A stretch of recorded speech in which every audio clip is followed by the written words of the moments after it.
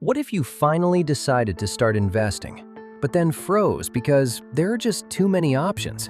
Stocks, bonds, ETFs, crypto, it all starts to feel like noise. And now, with jobs, income, and entire industries constantly changing, the pressure to get this right feels even higher.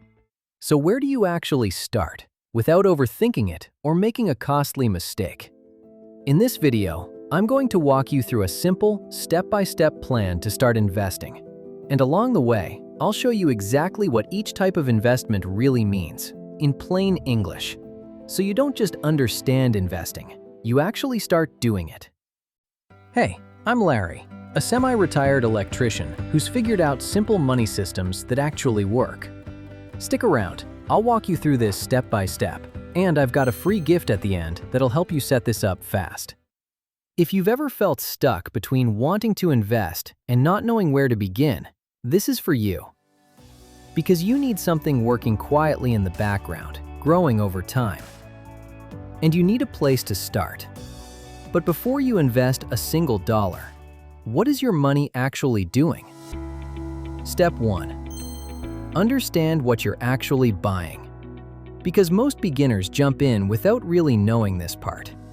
When you hear investing, you're usually hearing about stocks and bonds. So let's quickly break these down. A stock is simple. It means you own a small piece of a company. So if that company grows, your investment grows. If it struggles, your investment can drop. A bond is different. Instead of owning part of something, you're lending money. You lend money to a government or a company, and they pay you interest over time. To simplify it, a stock is ownership, and a bond is a loan. Now here's where people get tripped up. They think they need to pick the perfect company or time the market perfectly. And that's exactly where most beginners make mistakes. So instead of asking, which stock should I pick? A better question is, what if you didn't have to pick at all? And that brings us to the next step. Step 2. Stop picking and start owning the market. This is where things get a lot easier. Instead of trying to guess which company will win, you can invest in something called an index fund or an ETF. An index fund is a type of mutual fund, and a mutual fund is basically a pool of money from many investors that's used to buy a mix of investments. So instead of you picking individual stocks, the fund does it for you. And an index fund specifically is designed to automatically track a group of companies, like the overall market. And an ETF does the same thing. It also holds a mix of investments and tracks a group of companies. But the main difference is how you buy it. With an ETF, you can buy and sell it throughout the day, just like a stock, and the price can move slightly as the market moves. For beginners, index funds and ETFs are very similar. Both give you instant diversification. They're basically bundles of investments, so instead of buying one company, you're buying a piece of hundreds of them at once. For example, one simple fund can give you exposure to companies across the entire market. So if the overall market grows over time, your investment grows with it. No guessing, no constant monitoring. Now imagine this. Instead of stressing over news headlines or stock prices every day, you just consistently invest into something broad and simple, month after month. That's what most successful long-term investors actually do. Here's why that matters. If one company drops, it barely affects you because you're spread across hundreds of companies. Some go down, others go up. So instead of one bad pick hurting you, the whole group balances out over time. And the takeaway here is simple. You don't need to beat the market, you just need to be in it. But that leads to another question. If this is your growth engine, what keeps things stable when markets get shaky? That's where the next step comes in. Step 3. Build around stability. Because markets don't move in a straight line, there will be ups and there will be drops. And when those drops happen, a lot of beginners panic. This is where more stable investments come into play. Things like bonds, or even something simple like a certificate of deposit, widely known as a CD. With a CD, you're locking in your money for a set period of time and earning a fixed interest rate through your bank. These don't usually grow as fast as stocks, but they don't swing as wildly either, so they act like a buffer. Let's say someone invests everything into stocks. When the market drops, they feel it hard. But someone who mixes in more stable options, they ride things out a lot easier. They stay calm. And staying calm is what keeps you invested long enough to actually win. So what's your next move here? Don't go all in on growth. Balance it with stability. For example, a beginner might start with something simple like 70% in a broad index fund and 30% in more stable options like bonds or CDs. It doesn't have to be perfect, it just needs to be balanced.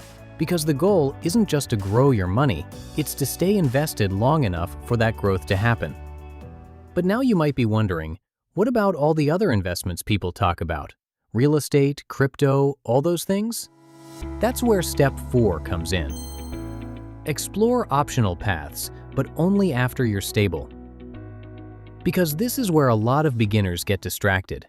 They hear about someone making money in crypto, or flipping properties, or chasing the next big thing, and they jump in too early. Here's the truth. Those things can work, and they do, but they come with higher risk and more complexity. Real estate, for example, can generate income and grow in value, but it requires upfront money, maintenance, and time. Crypto can move fast, but it can also drop fast, and it's extremely unpredictable. But the key idea here is this: these are optional, not foundational. So instead of asking, how do I get into everything? A better question is, what should I focus on first so I don't get overwhelmed? And that brings us to the most important step of all. Step 5. Automate and stay consistent. This is where beginners should actually start. Here's a simple plan you can follow. Open an investment account through a brokerage app or your bank. Choose a simple index fund or ETF that tracks the overall market. Set up an automatic transfer from your bank account into that investment every month, even if it's a small amount. Then leave it alone and let it grow. Because the real power of investing isn't in picking the perfect thing, it's in consistency. Let's say someone invests a set amount every month. They don't try to time the market. They don't react emotionally. They just keep going. And over time, that builds momentum. That's how compounding starts to work in your favor. And compounding is one of the most powerful parts of investing, because your returns start earning their own returns, and your money begins to grow faster. Now compare that to someone who jumps in and out, tries to chase trends, and stops when things feel uncertain. That person usually falls behind. So the practical move here is simple. Set up automatic investments, pick a schedule, and stick to it. Because consistency beats intensity every time. And once you've got that system running, everything starts to feel a lot more manageable. But there's one more piece that ties all of this together. Because even with a solid plan, most people still hesitate. So let me ask you this: what actually keeps people from starting? For most people, it's uncertainty, not knowing if they're doing it right, or fear of losing money. That's where this final shift comes in. Because at the end of the day, this isn't just about investing, it's about control. We're moving into a world where income can change quickly, and that uncertainty can either freeze you or push you to build something more stable. And investing isn't about getting rich fast. It's about creating something that works for you quietly over time. Something that doesn't depend on one paycheck. Something that grows even when you're not thinking about it. And the people who win long term, they're not the smartest, they're not the fastest, they're just the ones who stayed consistent while everything else changed. This is how you build something steady, even in an unpredictable world. Because no matter what changes, this system stays simple, and it stays yours. If this video was helpful, hit subscribe so you don't miss the next ladder lesson. And drop a comment below. What's one quick move you're making this week to start investing? Oh, and check the description for your free gift. It's a beginner investing starter kit to help you build a simple plan. No strings attached. Download it and get started today. One more thing, If you're looking to pay off your debts faster so you can start investing sooner, go watch my previous video on how to get out of debt fast. And remember, if this electrician can do it, so can you.